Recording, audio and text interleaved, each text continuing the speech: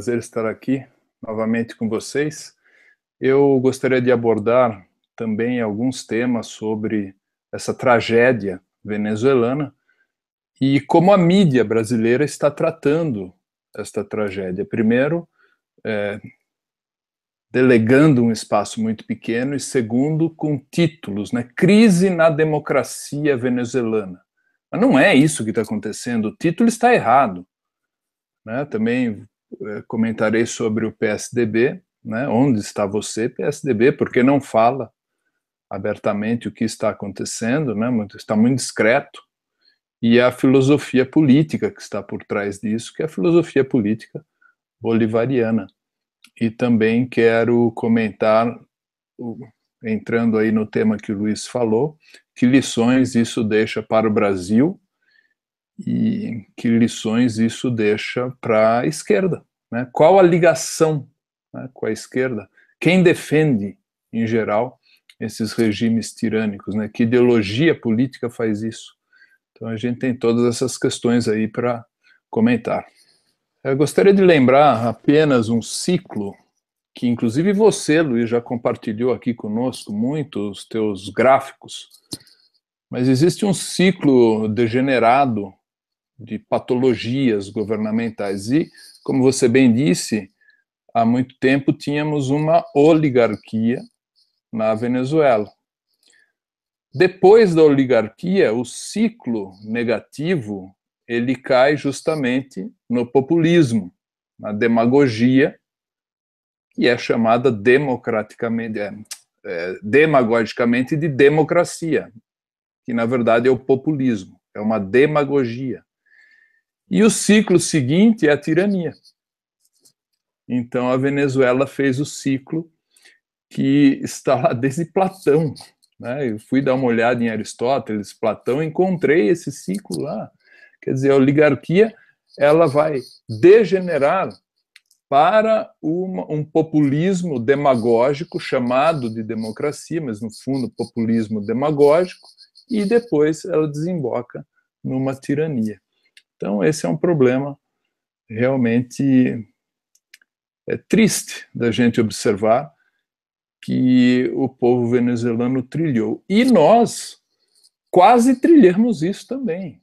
O Brasil bateu na trave. Vamos lembrar aí que o Lula fez manifestações a favor do Maduro, quase declarações de amor a favor do Maduro, e não só o PT. Nós temos que colocar nesse caldeirão aí, praticamente toda a esquerda brasileira fez isso. Né? E eu, como falei no início, chamo aqui o PSDB. Cadê você, PSDB? Né? O seu Aloysio Nunes, uma posição muito tíbia, né? Para dizer o menos. O Ministério Público, né? Vou deixar para a Bia falar, mas tem muitas críticas também. E a gente tem que entender qual é a filosofia política bolivariana. Você bem disse, Luiz, também, que o Maduro é o poste do Chaves, como o Dilma foi o poste do Lula também. Né? É muito semelhante o sistema.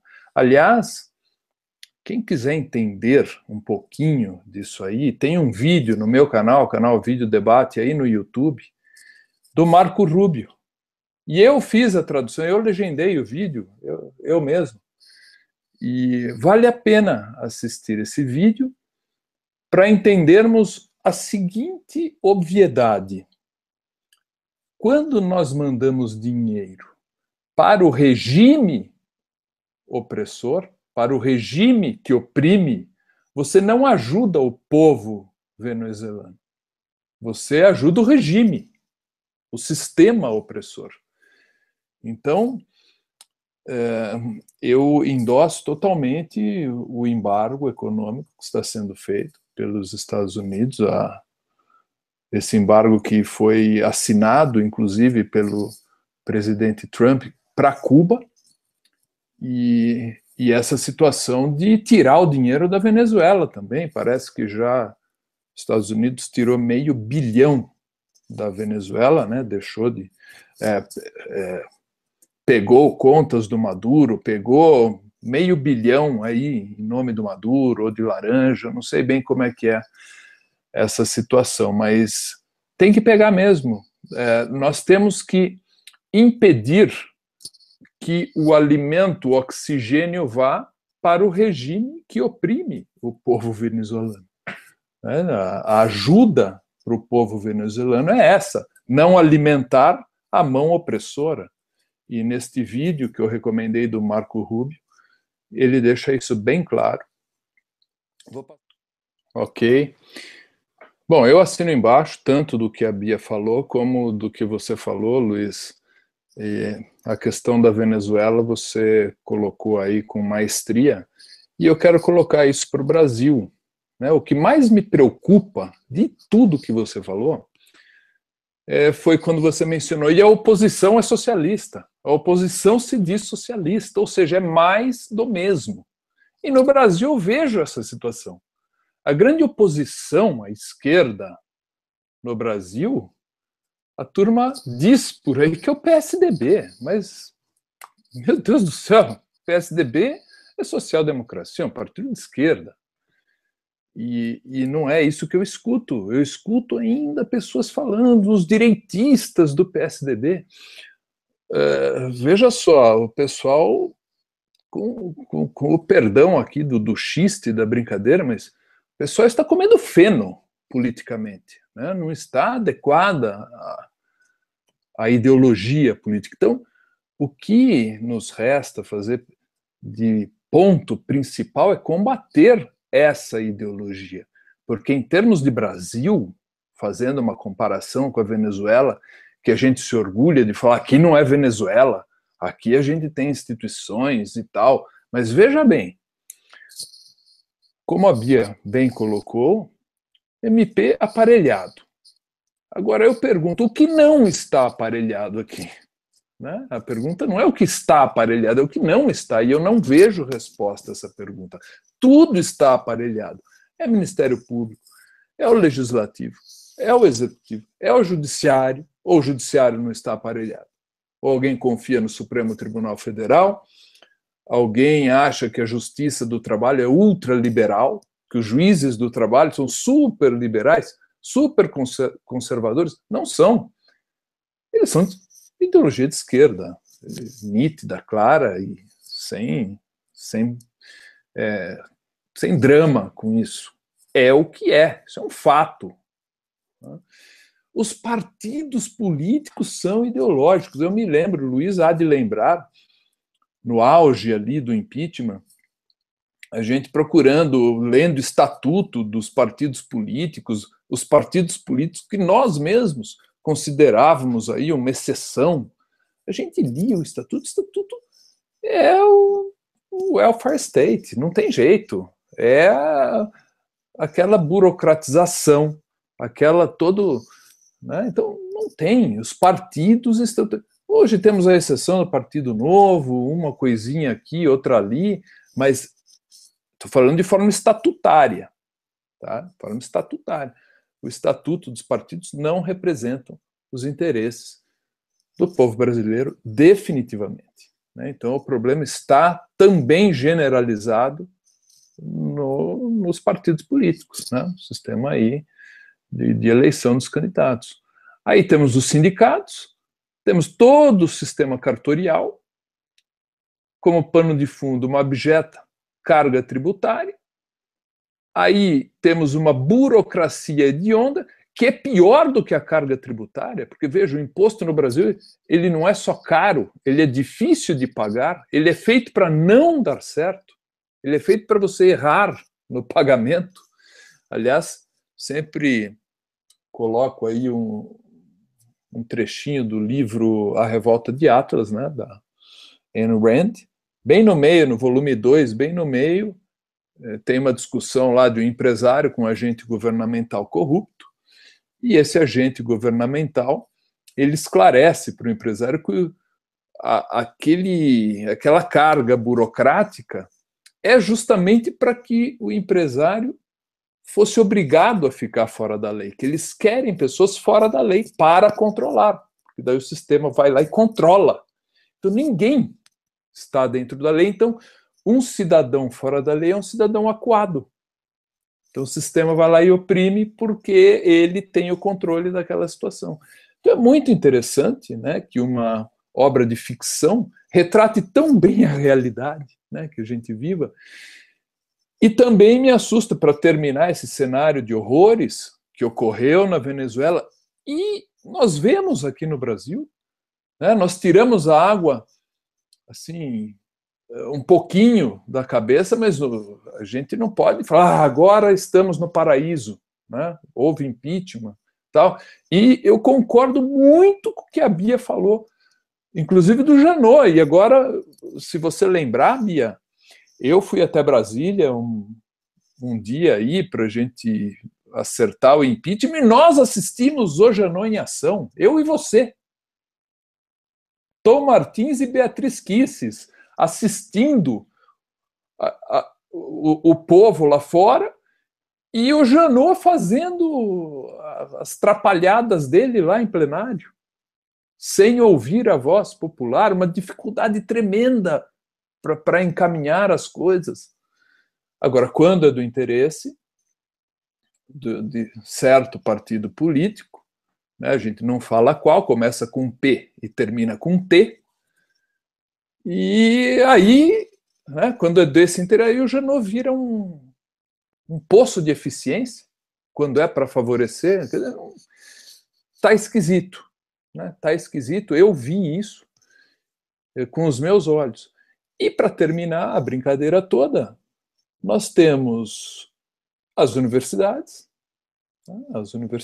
totalmente dominadas, e eu, por mais que eu visse, né, no colégio dos meus filhos, uma coisa terrível, tive que brigar muito no colégio caro, tudo particular, mas a mentalidade, né, os professores. Eu vi em todo lugar, vi o trabalho espetacular do Miguel Najib.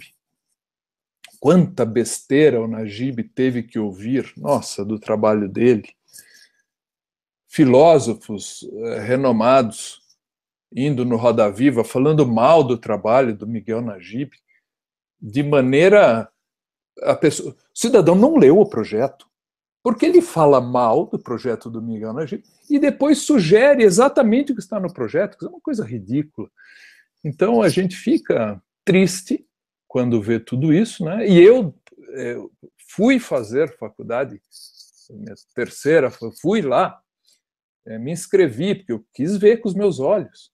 Fiz 1000 cursos de pós-graduação, briguei na pós-graduação em filosofia política, porque não tinha condição, né?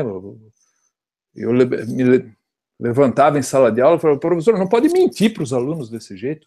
É uma mentirada escandalosa. E hoje, inclusive, faço filosofia e brigo muito lá com as disciplinas de licenciatura. Toda a pauta esquerdista está lá. Toda. Pauta bolivariana, comunista, está lá. Eles tecem odes à diversidade, mas dão lá meia dúzia de autores, todos de uma mesma linha, que é a linha esquerdista. Não tem sequer um conservador, nenhum liberal, não tem nenhum libertário. O Rothbard não tem, o Hayek não tem, conservador passa longe, não, nada. Então é muito triste observar tudo isso, a gente fica assim, chocado. E para terminar, aí vamos dizer assim, a cereja do bolo, eu não vejo a mídia brasileira fazer um serviço minimamente decente.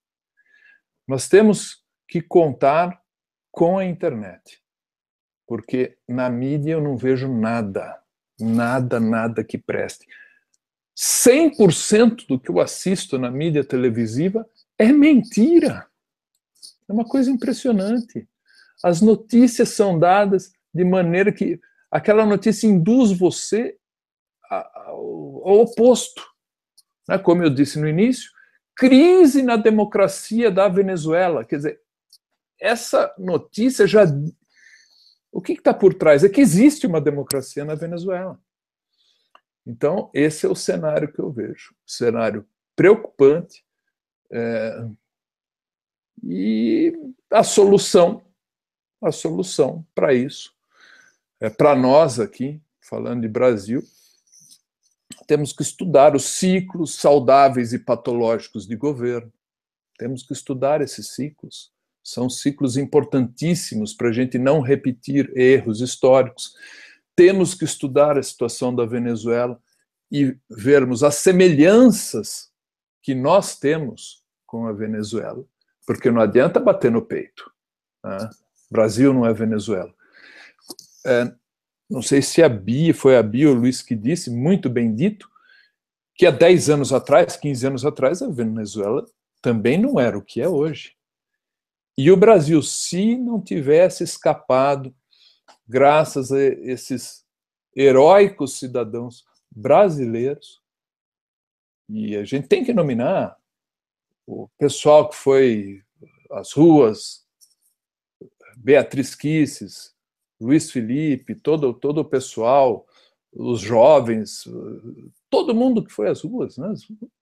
São ações heróicas, né? E essa ação nos deu fôlego, nos deu oxigênio, que hoje a Venezuela não tem. Os nossos irmãos venezuelanos não têm esse fôlego que temos hoje. A questão que eu falo para você, meu compatriota, meu irmão brasileiro, o que nós vamos fazer com esse oxigênio? Essa é a pergunta. É isso aí, Bia. Querem...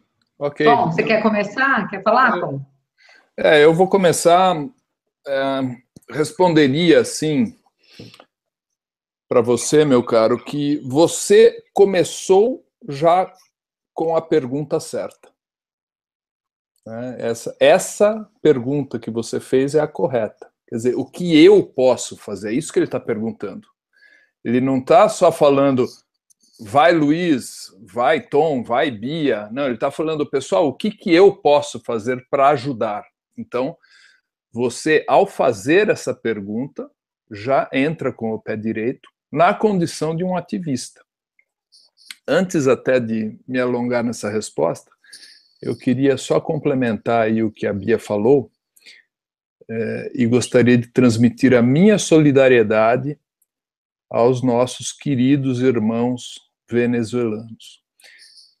Quero desejar que este hangout seja uma gota de contribuição nossa, minha, do Luiz, da Bia, a vocês, e que vocês consigam sair dessa tirania que, infelizmente, vocês estão.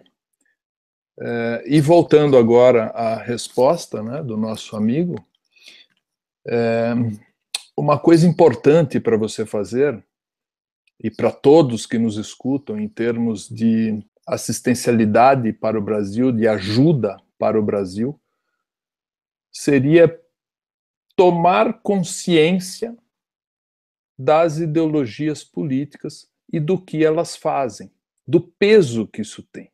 Entender um pouco, pelo menos, das 4 ideologias principais, que é o libertarianismo, liberalismo clássico, conservadorismo e o esquerdismo em geral, não? O socialismo, o comunismo, enfim, esse viés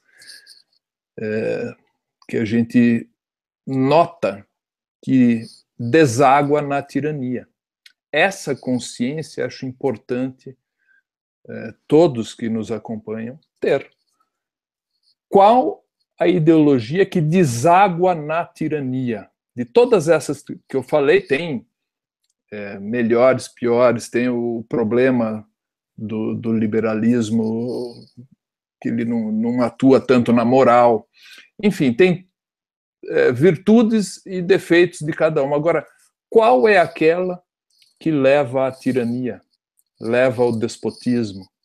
Se você entender isso e compartilhar isso para seus familiares, grave vídeos no YouTube, faça o que o canal Terça Livre está fazendo, o que a Bia faz, eu faço, o Luiz faz de maneira independente, nos nossos canais independentes. não tem jeito para falar, é tímido, tal, compartilhem os nossos vídeos, sejam ativistas. Tem movimentos aí, tem o Acorda Brasil, tem muita coisa para fazer. Vou passar um pouco a bola para a resposta aí da Bia e do Luiz. Então é isso mesmo, Bia, só acrescentaria a sua fala a questão da carga tributária. Que ideologia defende alta carga tributária? Isso existe, tá? Porque alguém que enche o Estado, obviamente você tem que aumentar a carga tributária para dar conta desse inchaço. Qual é a ideologia que advoga cargos públicos em abundância, concentração de poder político e econômico? Então, essa é uma questão bastante simples de perceber qual ideologia, quem é quem, né? Quem é quem.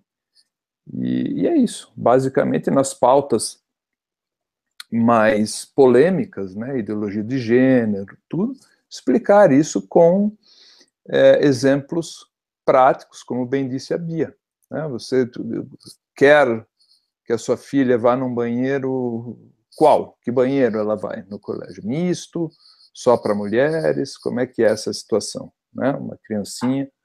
Então, dê os exemplos cotidianos que acho que você vai atingir a finalidade que você busca. Ok, Bia, já fiz minhas considerações, está tudo certo. Deixo aí um abraço, lembrando sempre que SOS Venezuela, nosso carinho, nosso amor, nossa solidariedade aos nossos irmãos venezuelanos que estão passando por um sofrimento e um momento bastante difícil. Força Venezuela, força povo venezuelano, né? Não ao regime venezuelano, e sim ao povo venezuelano. É isso aí.